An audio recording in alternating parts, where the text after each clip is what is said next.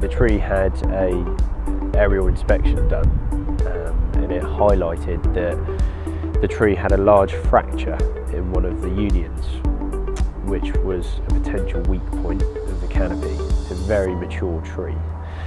So due to that potential weak point and where the tree is actually located, it was deemed that it was unsafe to remain.